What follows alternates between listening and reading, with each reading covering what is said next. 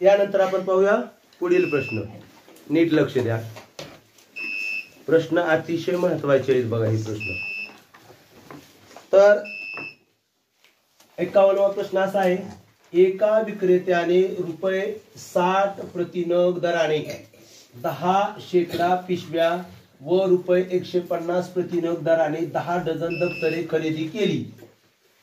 ती आणताना एकूण ₹3000 खर्च झाला. ते सर्व विकून त्याला ₹13,000 नफा झाला. तर एकूण विक्री किंमत आहे असं आपल्याला विचारलेलं आहे. विक्री किंमत काढायची, त्या अगोदर आपल्याला एकूण खरेदी किंमत काढावी लागेल. नफा दिलेला आहे, विक्री किंमत काढू शकतो, पण आपल्याला अगोदर खरेदी किंमत काढता आली पाहिजे, काढली पाहिजे. आपण काढूया. एका विक्रेत्याने ₹60 प्रति नग दराने 10% पिशव्या, मग पिशव्यांची किंमत काढू आपण. 10% पिशव्यांची खरेदी किंमत लिहा लगेच. 10% पिशव्यांची खरेदी बरोबर, शॉर्ट मध्ये लिहिलंय मी, 10% पिशव्यांची खरेदी बरोबर काय करावं लागेल आपल्याला. एका प्रतिनग म्हणजे एका पिशवीची, प्रतिनग म्हणजे एका पिशवीची. आपल्याला किती, 10% म्हणजे किती, 1% म्हणजे 100. 10% म्हणजे काय येईल, 1000 म्हणजे 60 गुणिले 1000 बरोबर काय येणार आहे, ₹60,000. हे कशाची किंमत आली, तर पिशव्यांची, 10% पिशव्यांची. तशीच आपल्याला पुढे काय दिलेलं आहे, ₹150 प्रति नग दराने 10 डझन दप्तरे खरेदी केली. मग दप्तरांची सुद्धा खरेदी किंमत काढावी लागेल आपल्याला. पण किती डझन आहेत, 10 डझन दप्तरांची खरेदी किंमत बरोबर. एका दप्तराची किंमत आहे बाळांनो ₹150. आणि किती दप्तर आले, 10 डझन. 1 डझन म्हणजे 12, मग 10 डझन म्हणजे 120, म्हणजे 120 न गुणावं लागेल. 10 न गुणून नाही चालणार, 10 डझन आहे ते. हे 0 देऊन टाकूयात. 12 पंचे 60 ला 0 हातच्याले 6, 12 1 12 आणि 6 18,000 झाले. काय झाले, 18,000 दप्तराची. आणि पुन्हा त्यांना आणण्यासाठी खर्च किती झालाय, 3,000 झालाय. खर्च किती झालाय, 3,000. मग आपल्याला तो खरेदी किमतीमध्ये मिळवावाच लागेल. मग एकूण खरेदी काढूयात आपण अगोदर. एकूण खरेदी बरोबर 10 पिशव्या ज्या होत्या त्याची खरेदी आहे ₹60,000 अधिक 10 डझन दप्तराची खरेदी किंमत ₹18,000 अधिक आलेला आणतानाचा खर्च ₹3,000. हे सगळा मिळून खर्च काय झाला, ₹81,000 झाले. सगळे ₹81,000 ही खरेदी झाली एकूण. पण आता आपल्याला गणितात असं दिलेलं आहे की ₹13,000 नफा झाला. तर बघा, ह्या त्या विक्रेत्यानं खरेदी किती रुपयाला केले होते, सगळे दप्तर आणि पिशव्या 81,000 त्याला नफा झालाय 13,000. म्हणजे त्यानं जास्तच किमतीला विकलेला आहे. नक्कीच का कमी किमतीला विकेल माणूस नफा झाल्यावर, नाही. मग जास्त किमतीला विकलाय म्हणजे नफा खरेदी किमतीमध्ये मिळवावा लागेल. म्हणून विक्री किंमत, म्हणून एकूण विक्री काय असेल त्याची, तर त्याने आणलेली त्याची जी खरेदी किंमत आहे एकूण वस्तूंची 81,000 यामध्ये काय करावं लागेल, जेवढा नफा झालाय तो मिळवावा लागेल 13,000. आणि दोन्ही मिळून काय होईल, 81 13 ₹94,000. ₹94,000 विक्री किंमत असेल. आपल्याला विक्री किंमत विचारली. पर्याय क्रमांक ए हे आपलं या प्रश्नाचं उत्तर आहे. पर्याय क्रमांक ए हे आपलं या प्रश्नाचं उत्तर आहे. काय अडचण नसावी. त्यानंतर आपण पाहूया पुढील प्रश्न, 52वा प्रश्न. थोडीशी आकृती मी अगोदरच काढून ठेवलेली आहे. अशी गणित भरपूर आहेत आणि अशा प्रकारचं गणित सुद्धा इम्पॉर्टंट, महत्वाचं आहे. बघा, परीक्षेमध्ये दाट शक्यता येण्याची, त्याच्यामुळं नीट लक्ष द्या. कधी काय दिलंय पहा, कंडिशन वाचत चला, गणित समजून घ्या. एक चौरस व आयताकृतीचे क्षेत्रफळ समान आहे. क्षेत्रफळ समान. हा एक चौरस काढलाय मी आणि इथं यांचं क्षेत्रफळ समान आहे. दोघांचं क्षेत्रफळ बघा, इथं लिहितो मी. पहिली कंडिशन आहे, क्षेत्रफळ काय आहे दोघांचं समान आहे. म्हणजे चौरसाचं जेवढं आहे तेवढंच आयताचं आहे. पुढं, आयताकृतीची लांबी व रुंदीत 7 मीटरची तफावत आहे. लांबी आणि रुंदीत आयताच्या बर का, लांबी आणि रुंदीत कितीची तफावत आहे? तफावत म्हणजे फरक. तफावत म्हणजे फरक. हे बघा, 7चा फरक आहे. जर आयताची परिमिती बघा, आपल्याला अजून आयताची परिमिती सुद्धा दिलेली आहे. आयताची परिमिती दिलेली आहे. किती दिलेली आहे? 50 मीटर आहे. 50 मीटर आहे. तर चौरसाची परिमिती काढा. तर ह्याची परिमिती म्हणजे सर्व बाजूंच्या लांबीची बेरीज किती काढावी लागेल. आपल्याला दिलेल्यावरून काय करता येतं अगोदर बघूया. आपल्याला आयत दिलेला आहे, आयताची परिमिती पण दिलेली आहे आणि आयताची लांबी आणि रुंदीतला फरक दिलेला आहे. मग याच्यावरून आपण अगोदर आयताची लांबी रुंदी काढूया. परिमिती दिली तरी पण काढता येते, क्षेत्रफळ दिलं तरी पण काढता येतं. मग आता समजा त्याने आपल्याला इथे एक कंडिशन दिली की 7 मीटरची तफावत आहे. म्हणजे जर लांबी जर x असली तर रुंदी काय असणार आहे? x - 7. काही जणाला वाटेल सर मी जर रुंदी धरली तर काही फरक पडत नाही, रुंदी x धरली तर लांबी x + 7 येईल फक्त. लक्षात आलं की नाही? तफावत 7च आहे म्हणल्यानंतर लांबी जास्त असणार आहे, काही फरक पडत नाही कोणतंही घेतलं तरी. आता आपण हे सोडूयात. सोडवताना आता सूत्राने किंवा कशा नाही किंवा सरळ सरळ आपली परिमिती सर्व बाजूंच्या लांबींची बेरीज. आता बघा, हे x आहे म्हणजे पुढचं पण x आहे बरोबर, आणि x - 7 आहे म्हणजे याच्या समोरची बाजू पण x - 7 आहे. आणि सगळ्यांची बेरीज मिळून, सगळ्यांची, हे x - 7 आणि हे x, या सगळ्यांची मिळून बेरीज काय आहे? 50. परिमिती 50 आहे. आता तोंडी करताना बघा कसं करणार. हे x, हे x, 2x, हे x, 3x, हे x, 4x आणि हे -7 -7 आहे, -14 होत असते. ऋण 14. ऋण संख्येची बेरीज ऋण होते. हे जरी तुम्हाला कळत नसेल तर आपण सरळ परिमितीच्या सूत्राच्या ह्याच्यात ठेवूया. आयताच्या परिमितीचे हे बघा, पहिली बाजू पुन्हा हे 2 असतात ना, हे इथं चुकीचं लिहिलं ना मी. इथं x - 7 लिहायला पाहिजे होतं आणि इथं x लिहायचं. समोरासमोरच्या बाजू सारख्या. हे x, हे x अधिक हे x - 7, हे पण x - 7 अधिक, बरोबर सगळं मिळून सर्व बाजूंच्या लांबीची बेरीज 50. आता 1 2 3 4x - 7 पुन्हा हे -7 बरोबर 50. आता काय होईल? हे 4x इकडेच ठेवूया. -7 आहेत का तिकडे अधिकच्या स्वरूपात जातील. मग 4x बरोबर 50 अधिक 7 अधिक 7, हे दोन्ही वजाचे अधिक.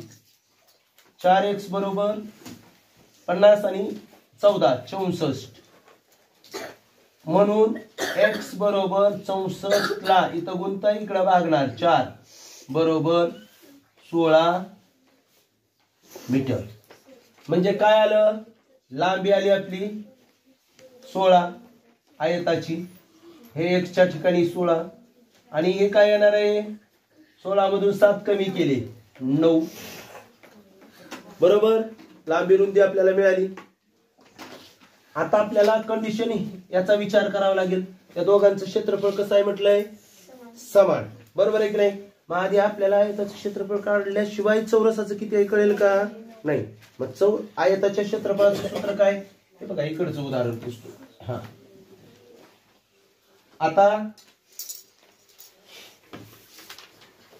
आपल्याला लक्षात येऊ द्या की आपण अगोदर जी माहिती लांबी रुंदी आयताची माहिती झालेली आहे, मग त्यावरून आपण अगोदर आयताचे क्षेत्रफळ काढूयात. बघा आता आयताचे क्षेत्रफळ, आयताचे क्षेत्रफळ. आता सूत्र लिहित बसत नाही मी. काय सूत्र? लांबी गुणिले रुंदी. लांबी आहे 16, रुंदी आहे 9. 16 गुणिले 9, 16 9 144. पण एकक काय लिहिणार बाळांनो आपण? चौरस मीटर. हा, एकक क्षेत्रफळ दिलं की चौरस मीटर. चौरस लावायला विसरायचं नाही. आता आयताचं क्षेत्रफळ 144 चौरस मीटर आहे. म्हणजेच या वाक्यावरून या चौरसाचं सुद्धा क्षेत्रफळ किती आहे? 144 चौरस मीटर आहे. समान आहे असं सांगितलंय ना. मग बघा, म्हणून चौरसाचे क्षेत्रफळ बरोबर सुद्धा काय येणार आहे? 144 चौरस मीटर. आणि आता तुम्हाला माहित आहे चौरसाचे क्षेत्रफळ सूत्र काय रे? बाजूचा वर्ग. मग 144 कशाचा वर्ग आहे बरं? म्हणजे बाजू काय आली आपली इथली? 12. बरोबर. पण आपल्याला बाजू नाही विचारलेली, आपल्याला परिमिती. हे 12 आहे, हे पण 12, हे पण 12 आणि हे पण 12. 12 चोक 48. इथं लिहून घेऊया अगोदर आपण. म्हणून बघा, चौरसाची बाजू, चौरसाची बाजू कसं काढतो आपण? 144 कशाचा वर्ग आहे? बरोबर. वर्गमुळात 144 लिहितो. म्हणजे काय आलं? 12 मीटर आली बाजू आपली. चौरसाची बाजू काय आली? 12 मीटर. आणि चौरसाची परिमितीचं सूत्र तुम्हाला माहित आहे. चौरसाची परिमिती बरोबर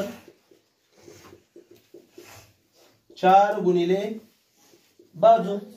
4 गुणिले बाजू. बाजू आपली 12 आहे. 12 चोक 48 मीटर.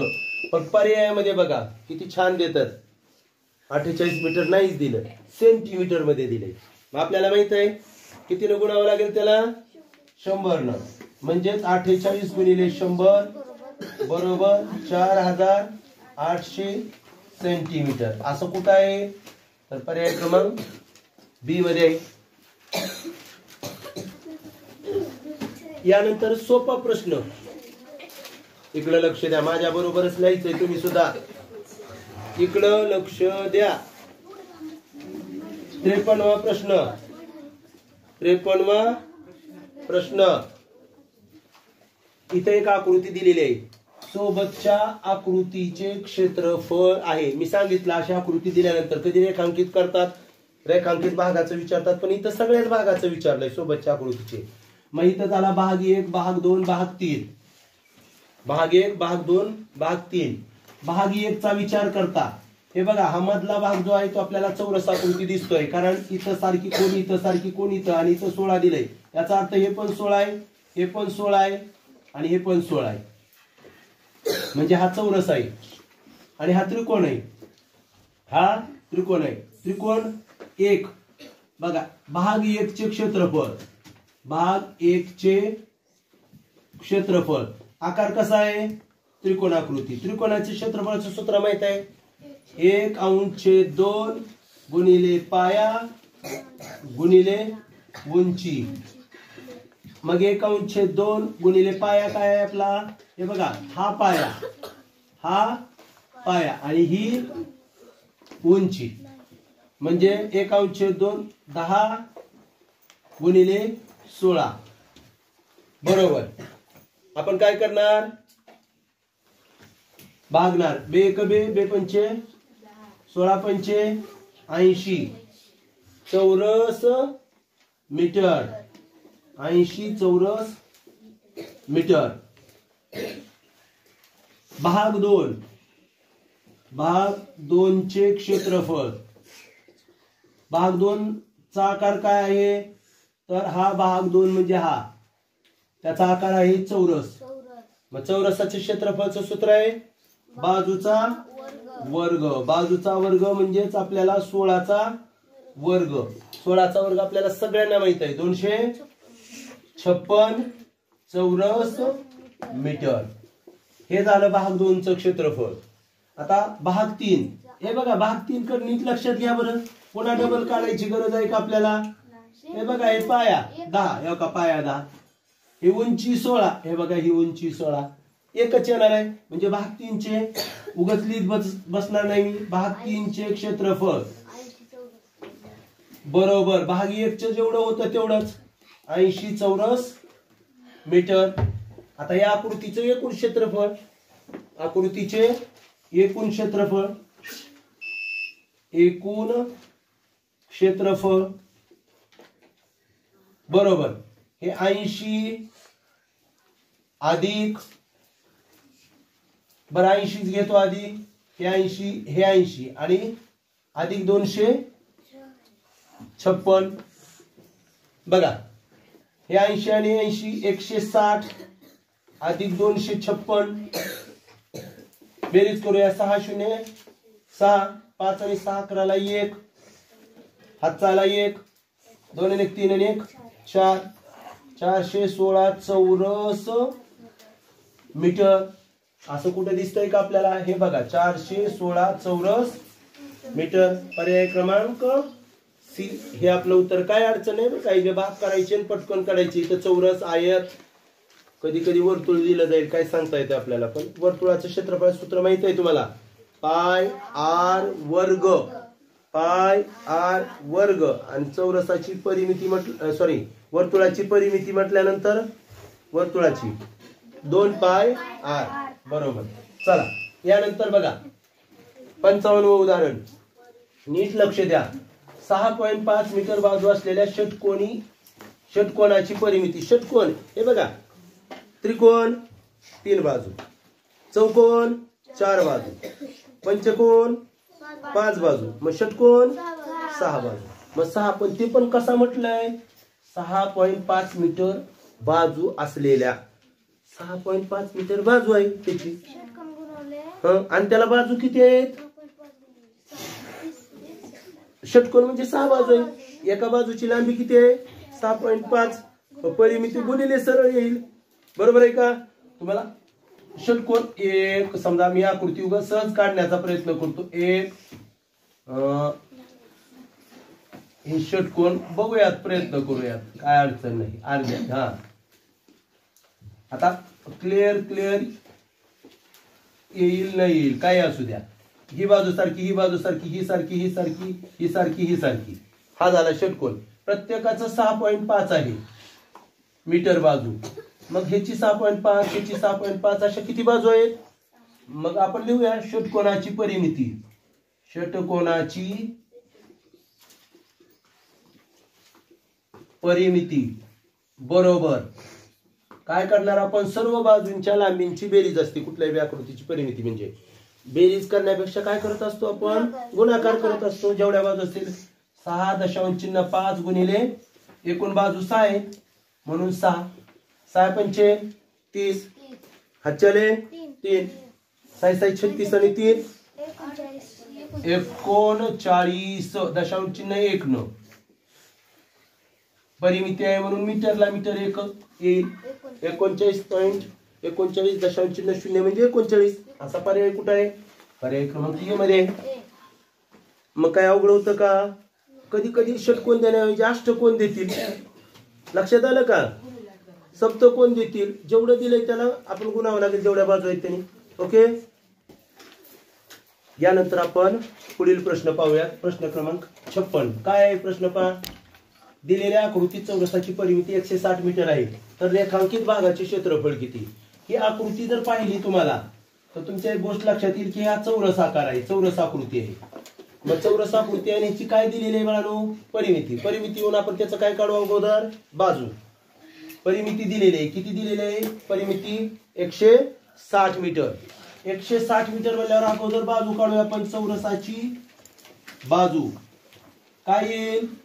तर ह्या चारही बाजूंची बेरीज आहे 160.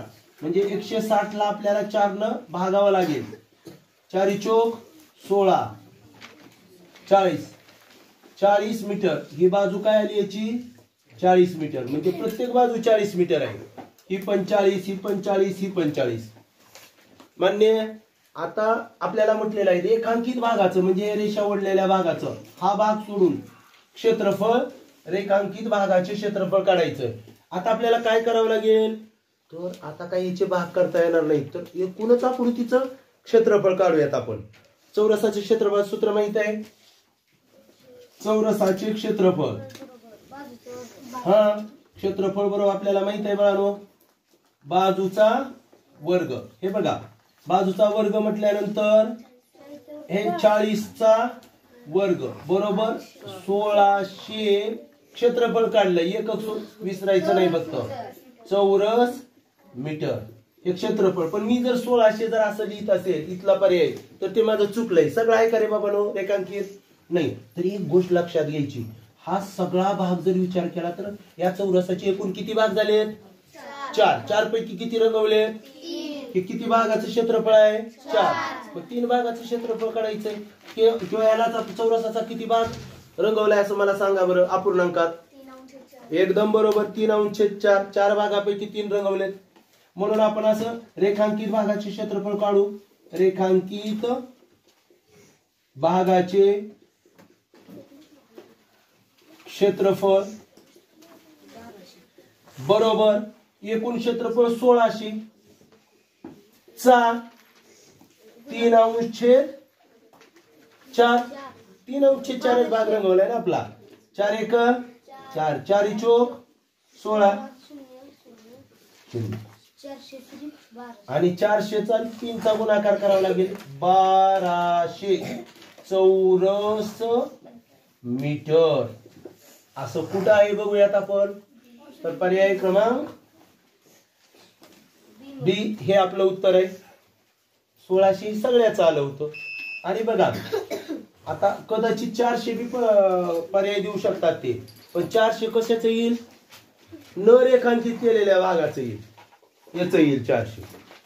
रेखांकित भागाचं क्षेत्रफळ काय येणार आहे? रेखांकित भागाचे 1200. आलं लक्षात? यानंतर आपण पाहूया 57वा प्रश्न. सोपा प्रश्न आहे, फार सोपा प्रश्न आहे. फक्त तुम्हाला याचा अर्थ जर कळाला नसेल तर प्रश्न येणार नाही. समकोन म्हणजे काटकोन. समकोन म्हणजे काटकोन. आता उत्तर आलं तुम्हाला. मी सांगायच्या अगोदर आलं उत्तर. मी समजावायची गरज नाही. बरोबर आहे की नाही? समकोन म्हणजे काटकोन. आपण घड्याळाच्या बाबतीत विचार केलेला आहे. घड्याळ आपण त्याच्यात कोन कसा तयार होतो हे आपण पाहिलेलं आहे. आपल्याला माहित आहे. हे बघा नीट लक्षात घ्या. हे 12, हे 6, हे 3, हे 9. आता 3 वाजता आणि 9 वाजता काटकोन तयार होत असतो. हे बघा 3 वाजता बरोबर मिनिट काटा 12 वर असतो आणि तास काटा मात्र 3 वर असतो. म्हणून या ठिकाणी 90 अंशाचा कोन तयार होत असतो. प्रत्येक वेळेचं मी सांगत नाही आता, फक्त आपण याचाच विचार करूयात. काटकोन कुठं तयार होतो? तो 3 वाजता काटकोन तयार होत असतो. हे लक्षात घ्या. 12 वाजता तर तुमच्या लगेच लक्षात येईल एकावर एक 2 काटे असतात, आहे की नाही? म्हणून तिथं 0 अंशाचा कोन तयार होत असतो 12 वाजता. त्यानंतर 9:30 वाजता जरी तुम्हाला सांगायचं झालं तर 9:30 वाजता काटे कसे असतील बघा. एक काटा 9च्या पुढं, हा तास काटा जो आहे तो 9च्या पुढं असेल आणि मिनिट काटा मात्र बरोबर 6 वर असेल. बरोबर.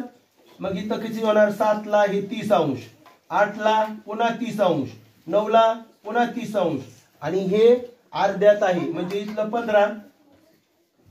म्हणजे 30 त्रिक 90 आणि 15 105 अंशाचा कोन इथं तयार होईल. 105 अंशाचा. इथं होणार आहे 0 अंशाचा, इथं होणार आहे 90 अंशाचा आणि इथं आहे 3.25. 3.25. तरी पण सांगतोय मी 3च्या थोडंच पुढं काटा असेल आणि हा काटा मात्र बरोबर 3 वर असेल मिनिट काटा. फक्त बघा तो अर्ध्यात पण नाही येतो, आहे की नाही? चौथा भाग आहे. चौथा भाग 15 मिनिट बनवू म्हणजे 30चा चौथा भाग किती? 7.5. बरोबर. म्हणून इथं तर फक्त 7.5 अंशाचा 7.5 अंशाचा कोन तयार होईल. आपलं उत्तर येणार आहे पर्याय क्रमांक 3. आलं लक्षात? समजलं का? कुठला पण कोण काढता आला पाहिजे, पण त्याचं उत्तर येणार आहे पर्याय क्रमांक 3. ओके, चला यानंतर आपण पाहूया एक 58वा प्रश्न. नीट लक्ष द्या. या प्रश्नाचा विचार करत असताना बघा इथं कोन PQR, आकृतीत कोन PQR हा काटकोन आहे. याच्या अगोदर समकोन नाव आलं होतं तसं हा समकोन आहे काटकोन म्हणण्याऐवजी. PQR म्हणजे कोणता?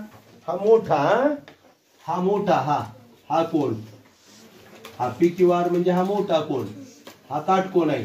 कोन PQR याचा अर्थ काटकोन आहे म्हटलंय म्हणजे त्याचं माप काय आहे रे बाळांनो? 90 अंशच आहे काटकोन आहे म्हणजे. आणि काय म्हटलंय? QS मुळे याचे दोन समान भाग, हे बघा QS हा एक किरण आहे आणि किरणामुळे याचे समान भाग म्हणजे हा जेवढा आहे तेवढाच हा भाग तयार होतो, समान आहे. म्हणजे या मोठ्या कोनाचे दोन समान भाग झालेत. म्हणजे प्रत्येक कोणाचं माप काय असेल? कोन SQR. हे बघा त्यांनी विचारलंय आपल्याला कोन SQR. कोणता SQR आहे? हे बघा हा SQR, हा इथला कोन SQR च काय येईल माप? हे 90 आहे, त्याचे दोन भाग होतील बरोबर. म्हणजे काय येणार आहे? 45 अंश. असं कुठं आहे? पर्याय क्रमांक D. जर आपल्याला PQSP विचारलं असतं तरी सुद्धा काय आलं असतं? जर आपल्याला कोन PQS विचारलं असतं तरी सुद्धा 45 अंशच आला असतं. आलं लक्षात? तर समजलंय ना? यानंतर पाहूया आपण 59वा प्रश्न. एका व्यापाऱ्याने एका आठवड्यात विकलेल्या आंब्याच्या पेट्यांची संख्या चित्रालेखात दाखवली आहे. या ठिकाणी आपल्याला एक चित्रालेख दाखवलेला आहे. त्यामध्ये त्याने आंब्यांच्या पेट्या विकल्यात, त्यांची संख्या दिलेली आहे. विचारलंय काय? जर व्यापाऱ्याकडे आठवड्यानंतर अजून 40 पेट्या शिल्लक असतील तर त्याच्याकडे सुरुवातीला किती पेट्या होत्या? आणि एक हे चिन्ह 10 हे चिन्ह म्हणजे 20 पेट्या, म्हणजे एक चिन्ह असेल तर 20 पेट्या विकल्यात त्याने, हे लक्षात घ्यायचं. आता पाहूयात आपण हा प्रश्न फळ्यावर न घेता थोडीशी आकृती काढायला वगैरे वेळ जातो म्हणून आपण डायरेक्टली प्रश्नपत्रिकेवर घेत आहोत. चला पाहूयात आपण हे सोडवताना. अगोदर आपण या आलेखाचा, चित्रालेखाचा विचार करू. हे पहा, सोमवार बघा, सोमवारी किती विकल्यात पेट्या आंब्याच्या? 1 2 3 4 5 6 7 8. 8 म्हणजे एक गोल वर्तुळ चिन्ह म्हणजे 20 आहेत. 8 म्हणजे किती झाले? 8 दोन्ही 16 म्हणजे 160 पेट्या विकल्या सोमवारी. मंगळवार बघा, मंगळवार बघूयात आपण. हा प्रश्न 59वा आहे. मंगळवारी किती विकल्या बघा बरं. हे 3 आणि 3 6 आणि 1 7. 7 गुणिले 20 140. त्यानंतर बुधवारी हे पहा, बुधवार जर पाहिला आपण तर आपल्याला बुधवार या ठिकाणी 1 2 3 4 5 5 दोन्ही 10 म्हणजे 100 पेट्या विकल्यात. त्यानंतर गुरुवार पाहू आपण. गुरुवार हे 4 4 8 आणि 2 10 10 20 10 200 आंब्याच्या पेट्या विकल्या. शुक्रवार पाहूयात. शुक्रवारी किती पेट्या विकल्या? 1 2 3 4 5 6 6 म्हणजे 6 दोन्ही 12 म्हणजे 120. त्यानंतर शनिवार पहा, 4 आणि खाली 4 8 वर्तुळ दाखवलेले आहेत म्हणजे 8 दोन्ही 16 म्हणजे 160 पेट्या विकल्या. आणि रविवारी किती पेट्या विकल्या ते पाहूया. तिथं दिलेलं आहे आपल्याला. रविवारी हे 4 1 4 4 दोन्ही 8 आणि 4 त्रिकोण 12 म्हणजे 12 दोन्ही 24 240 पेट्या विकल्या. मग याच्यावरून आपल्याला अगोदर त्यानं 7 दिवसात किती पेट्या विकल्या ते काढावं लागेल एकूण आठवड्यात. बघूयात, यांची बेरीज करूयात.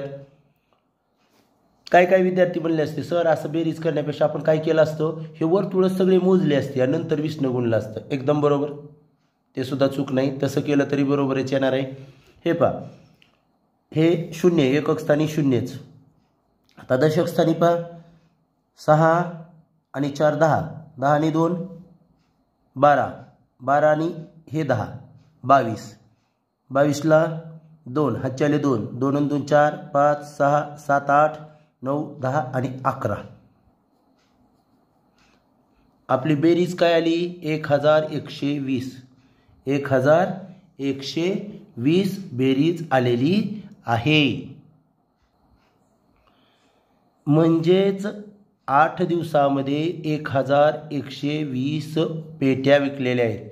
परंतु काय दिलेलं आहे आपल्याला पहा, तरीही 40 पहा, तरीही अजूनही 40 पेट्या शिल्लक राहिल्या. म्हणजे विकलेल्या आणि शिल्लक राहिलेल्या. म्हणजे बघा 1120 ह्या विकलेल्या पेट्या आणि तरी पण शिल्लक राहिलेल्या पेट्या म्हणजे 40. या दोन्हीची बेरीज केली तरी सुरुवातीच्या पेटी येतील. 0 4 आणि 6 2 आणि 4 6 आणि पुन्हा 1ला 1 1ला 1 म्हणजे किती पेट्या 1160 पेट्या. मग आपल्याला बघावं लागेल असा पर्याय कुठं आहे. तर पर्याय असा पाहूयात, पर्याय क्रमांक सी या ठिकाणी आपल्याला दिसतोय. म्हणून उत्तर येणार आहे पर्याय क्रमांक सी. आला लक्षात. यानंतर पाहूया 60वा प्रश्न, जो आलेखाचा प्रश्न आहे. यावर्षी नक्की स्तंभालेख आणि रेषालेख याच्यापैकी एकावर प्रश्न येणार आणि फार सोपा प्रश्न असतो तो, चुकायचा नाही. पहा काय आहे आपल्याला, हा आलेख कसा दिलेला आहे, रेषालेख दिलेला आहे. प्रश्न काय पहा, शेजारील आलेखात एका शहरातील 6 महिन्यातील कमाल तापमान दिले आहे. कमाल बरं का, कमाल म्हणजे जास्तीत जास्त. त्यावरून सर्वात जास्त तापमान व सर्वात कमी तापमान यांच्यातील तफावत आहे. तफावत म्हणजे आपल्याला माहित आहे फरक आहे. चला आपण पाहूयात. सर्वात जास्त इथून जर पाहिलं, आता मी सर्व लिहित बसत नाही हां, तुमच्या लक्षात येतो. जूनमध्ये 20 आहे, जुलैमध्ये 30 आहे, ऑगस्टमध्ये 25 आहे, सप्टेंबरमध्ये पुन्हा 20 आहे, ऑक्टोबरमध्ये बघा ऑक्टोबरमध्ये सर्वात जास्त दिसतंय. सर्वात उंच ज्या ठिकाणी हा बिंदू दिसतो ते सर्वात जास्त किती आहे 35 आहे. त्यानंतर नोव्हेंबरमध्ये पाहिलं तर बघा 30 आहे. मग आपण जर पाहिलं तर सर्वात जास्त तापमान कधी आहे तर नोव्हेंबर महिन्यामध्ये. हा 60वा प्रश्न आहे. नोव्हेंबर महिन्यामध्ये सर्वात जास्त तापमान आहे आणि ते किती आहे बाळांनो, तर आपल्याला या ठिकाणी दिसतं नोव्हेंबरमध्ये. नोव्हेंबरमध्ये नाही, ऑक्टोबरमध्ये आहे. कोणत्या महिन्यात आहे, नोव्हेंबरमध्ये किती होतं हे बघा, नोव्हेंबरचं लिहून सांगतो शेवटी आहे ते आहे 30 अंश सेल्सिअस आहे. परंतु ऑक्टोबरमध्ये सर्वात जास्त आहे. ऑक्टोबरमध्ये सर्वात जास्त आहे. ऑक्टोबरमध्ये किती आहे तापमान 35 अंश सेल्सिअस एवढं तापमान आहे. आणि सर्वात कमी कुठं आहे पहा, तर आपल्याला 2 महिन्यामध्ये दिसतो. सप्टेंबरमध्ये पण आणि जूनमध्ये पण इक्वल आहे, समान आहे. किती आहे 20. मग कुठलाही असेल महिना आपल्याला सर्वात कमी म्हटलंय, मग ते सर्वात कमी एकतर जून किंवा सप्टेंबर या 2 महिन्यामध्ये दाखवलेलं आहे. आणि ते किती आहे पाहूया, दोन्ही पण महिन्यात दिलेलं तापमान. तर बघा इथं 20 आहे, इथं पण 20 आहे, म्हणजे किमान तापमान 20 अंश सेल्सिअस आहे. बरोबर. मग आपल्याला त्यातील फरक विचारलाय, तफावत विचारलेली आहे. म्हणजे फरक काय अवघड आहे का, नंतर एवढं माहीत झाल्यानंतर फरक काढूयात आपण. तफावत किंवा फरक तोंडी येतोय, परंतु लिहूयात 35 वजा 20. 35 मधून 20 कमी केले तर काय होणार आहे 15 अंश सेल्सिअस. मग असा पर्याय आपल्याला शोधावा लागेल कुठं आहे. तर हे काय पर्याय पण दिसत आहेत आपल्याला इथं. पर्याय क्रमांक सी हे आपलं काय आहे उत्तर आहे. आलं लक्षात. यानंतर या प्रश्नपत्रिकेमध्ये आपण 54 नंबरचा प्रश्न अगोदर सोडवलेला नाही, तो प्रश्न पाहूयात. एका चौरसाची परिमिती त्याच्या क्षेत्रफळा इतकी आहे. बघा पहिली कंडिशन काय आहे, चौरसाची परिमिती आणि क्षेत्रफळ पण काय म्हटलंय समान आहे. चौरसाची परिमिती आणि त्याचं क्षेत्रफळ कसं आहे समान आहे असं आपल्याला सांगितलेलं आहे. आलं लक्षात? क्षेत्रफळ आणि परिमिती समान आहे. त्यानंतर काय म्हटलंय? व त्या चौरसा इतके क्षेत्रफळ एका काटकोन चौकोनाचे आहे. आता लक्षात घ्या, काटकोन चौकोन म्हणजे काय बाळांनो? तर आयत असतो. मग एक आयत आहे, त्याचं काय आहे? क्षेत्रफळ हे चौरसा इतकंच आहे. आणि आपल्याला काय सांगितलेलं आहे? तर त्या काटकोन चौकोनाची लांबी आणि रुंदी किती असू शकेल. आता बघा, मग पर्यायाकडूनच जावं लागणार अशा प्रश्नाला. मग आपल्याला पर्यायामध्ये लांबी आणि रुंदी दिलेल्या आहेत आयताच्या, त्यावरून आपण डायरेक्टली क्षेत्रफळ, फार सूत्र वगैरे असं करत बसणार नाहीत, डायरेक्ट आपण क्षेत्रफळ काढूयात. हे बघा, पहिलं समजा 0.64 दिलेला आहे आणि 0.16 मीटर लांबी आणि रुंदी या दोघांचा गुणाकार करावा लागेल आणि तो कुठल्या तरी संख्येचा वर्ग आला पाहिजे, हे लक्षात घ्या. त्यानंतर तसंच सगळ्यांचा करून बघावं लागेल. आता तुम्हाला जास्त सगळ्यांकडून येत नाही, जास्त वेळ लागेल म्हणून. हे पहा, तुम्ही जर पर्याय क्रमांक सीचं पाहिलं तर लांबी किती यायचं? याची 8 आणि रुंदी किती आहे? 2. मग याचं क्षेत्रफळ काय येणार आहे बाळांनो? 8 दोन्ही, हे बघा क्षेत्रफळ काय येईल? नीट लक्षात घ्या, क्षेत्रफळ येणार आहे 8 गुणिले 2 लांबी गुणिले रुंदी, म्हणजे काय आलं? 16 बरोबर चौरस सेंटीमीटर. हे क्षेत्रफळ कशाचं काढलं आपण? आयताचं. आयताचं आहे म्हणजेच चौरसाचं पण आहे, कारण दोघांचं सारखं आहे. इथं सांगितलेलं आहे चौरसा इतकेच क्षेत्रफळ आहे, म्हणून चौरसाचे क्षेत्रफळ काय आलं? चौरसाचे क्षेत्रफळ सुद्धा 16 चौरस सेंटीमीटर आहे. 16 चौरस सेमी आहे, कारण आपल्याला उदाहरणातच सांगितलं आहे दोन्हीचं क्षेत्रफळ समान आहे. आता मग म्हटलं आहे आपल्याला, नीट लक्षात घ्या, आता हे जर क्षेत्रफळ काढलं 16 तर त्याची परिमिती, त्याची बाजू आपल्याला काढावी लागली. क्षेत्रफळ 16 म्हटल्यानंतर बाजू काय येईल? तर त्याचे 4 समान भाग होतील. 16चे 4 न भागलं तर काय येणार आहे? 4 सेंटीमीटर बाजू आली. 4 सेंटीमीटर बाजू आली, म्हणजे ही बाजू पण 4 आहे, ही बाजू पण 4 आहे, ही बाजू पण 4 आहे, ही बाजू पण 4 आहे. सर्व सेंटीमीटरमध्ये आहे. म्हणजे लक्षात घ्या, त्याची परिमिती पण काय येणार आहे? परिमिती म्हणजे सर्व बाजूंच्या लांबीची बेरीज किंवा 4 गुणिले बाजू, बरोबर 4 गुणिले बाजू, बाजू पण 4च आहे. 4 चौक 16 सेंटीमीटर, म्हणजे क्षेत्रफळ पण आलं 16 आणि परिमिती पण आली 16. मग सारखीच आली की नाही क्षेत्रफळ आणि परिमिती? हां, तुम्ही म्हणाल सर एकक, चौरस सेंटीमीटर आणि सेंटीमीटर हे जरी वेगळं असलं तरी आपल्याला एककाचा या ठिकाणी संबंध नाही, दोन्हीची फक्त परिमिती आणि क्षेत्रफळ समान आहे.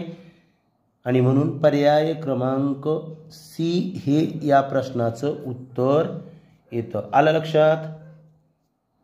ओके.